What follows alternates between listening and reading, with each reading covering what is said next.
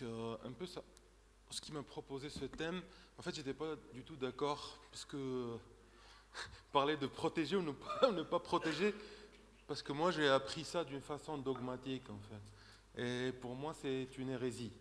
Donc ça m'a rappelé un peu Galilée qui a été jugé par l'Inquisition parce qu'il avait à l'époque adopté la théorie du géocentrisme.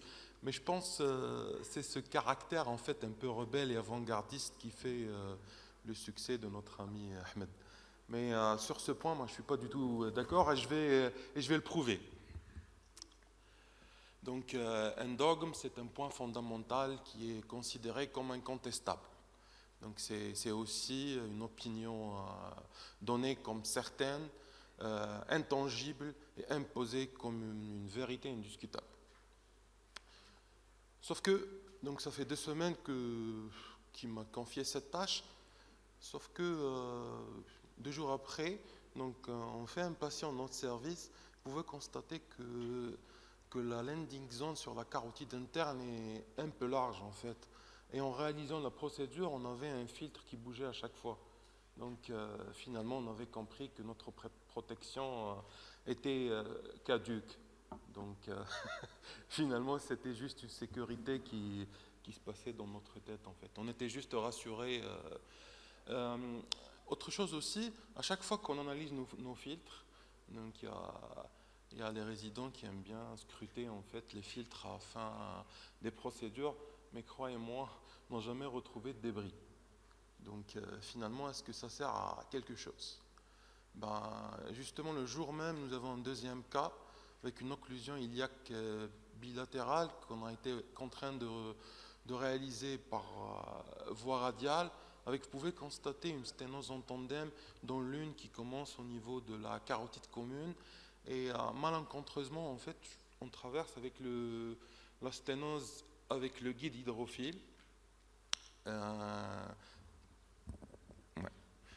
Donc, je disais que malencontreusement, en essayant de placer l'introducteur lent, on est passé en fait à travers la sténose avec un guide hydrophile. Et en fin de procédure, en fait, vous pouvez constater qu'il y a une grosse tortuosité sur la landing zone. Et franchement, moi j'avais eu peur de trapper en fait le filtre. J'essayais de me le mettre au plus loin.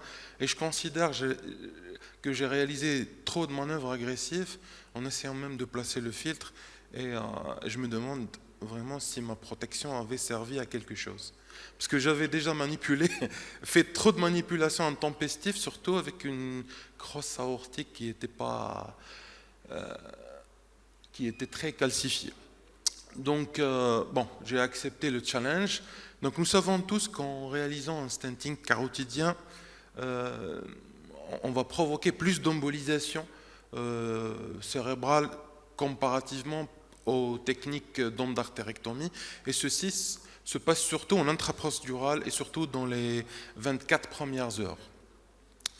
Donc l'embolisation est surtout va se passer, risque de se procurer en fait durant toutes les procédures du stenting carotidien, surtout lorsqu'on manipule l'arche aortique, lorsqu'on va traverser la sténose, lorsqu'on va larguer le stent, lorsqu'on va prédilater ou lorsqu'on va post-dilater.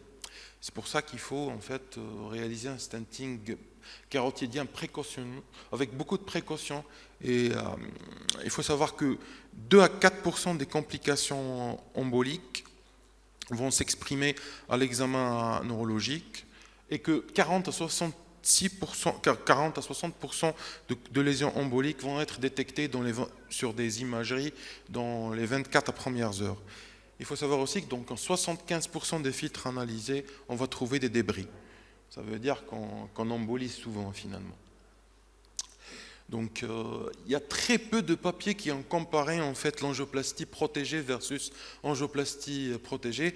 En tout cas, ce qui est certain, la méta-analyse de ces études prouve donc un net intérêt avec une nette supériorité du stenting protégé. Il faut savoir aussi que sur la plupart des papiers, la seule variable en fait qui est démontrée comme un facteur associé à une réduction en fait du risque de MACE dans le stenting, c'est la protection cérébrale. Il faut savoir aussi que si on ne protège pas, on augmente le risque embolique par 4 et le risque de stroke par 4. Sauf que, bizarrement, je tombe sur des papiers qui arrivent quand même à démontrer que faire du stenting carotidien sans système de protection cérébrale n'était pas finalement inférieur à l'angioplastie protégée. Mais en analysant les papiers, donc c'était des patients très sélectionnés avec des sténoses qui sont souvent fibreuses, post-radiques, de resténose, et avec une analyse préalable du scanner qui avait démontré l'absence en fait de thrombus. Donc juste deux petits mots des protections cérébrales qui ont été détaillés par notre collègue Rabia. Donc il y a les techniques de protection proximale qui consistent à exclure en fait la zone de travail. Et nous, ce qu'on fait généralement, c'est des protections par filtre. Donc le problème avec les filtres, c'est comme un tamis et qui va en fait protéger le cerveau contre des particules qui ont une dimension en fait qui est plutôt supérieure à 100 microns. Donc ce qui est inférieur va pouvoir passer.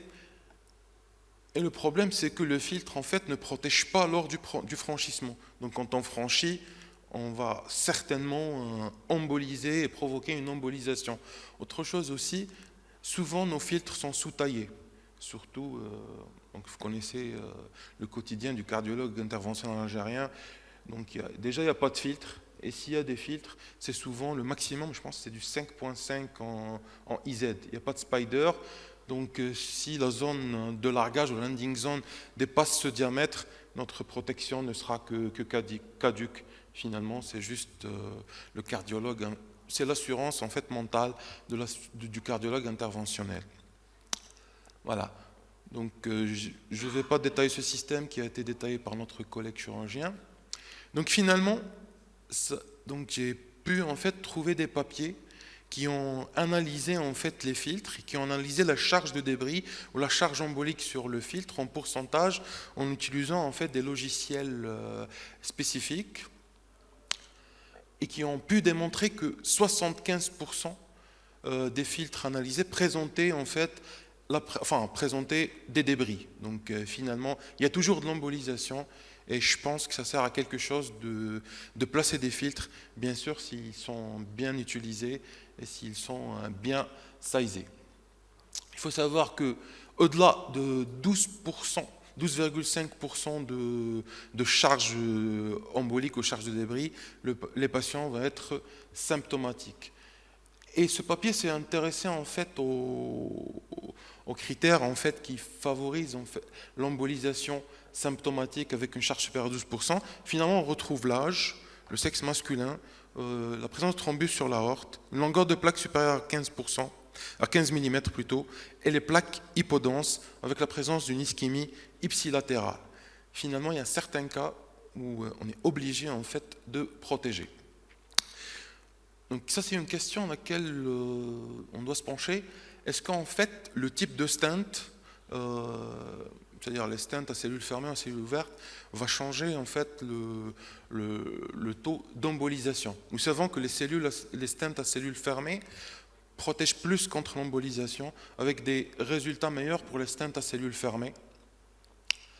Il y a un papier tout récent qui a comparé en fait trois types de stents à cellules fermées, à cellules ouvertes et les tout nouveaux stents qu'on appelle meshés, double layer meshed stent. Et en fait, sur ce papier, ils ont comparé en fait la charge embolique entre les différents stents. Ils ont en fait matché 481 patients avec bien sûr 481 filtres. Les caractéristiques donc, cliniques et épidémiologiques étaient les mêmes pour les trois séries. Donc même chose pour les caractéristiques anatomiques. Et finalement, ce qui va changer, c'est que lorsqu'on va utiliser un stent méché, c'est un stent qui protège une sorte de grillage, parce qu'en fait, même s'il n'y a pas d'embolisation qui va survenir donc sur place, donc en intraprocédural, on peut avoir des embolisations tardives dans les 40 premières heures jusque dans les 30 premiers jours par effet presse purée. par cet effet donc, de protrusion de plaques. Donc finalement, l'utilisation de stents méchés va protéger contre l'embolisation. Il faut savoir aussi que le pourcentage en fait, d'embolisation, de débris emboliques était inférieur pour les stents méchés.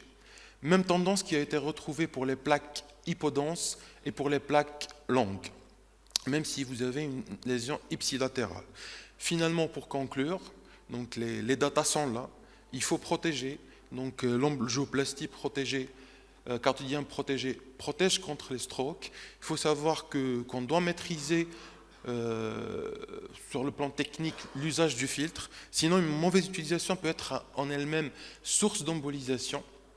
Il faut savoir que l'utilisation des stents méchés peut améliorer en fait les MACE. Et merci pour votre attention.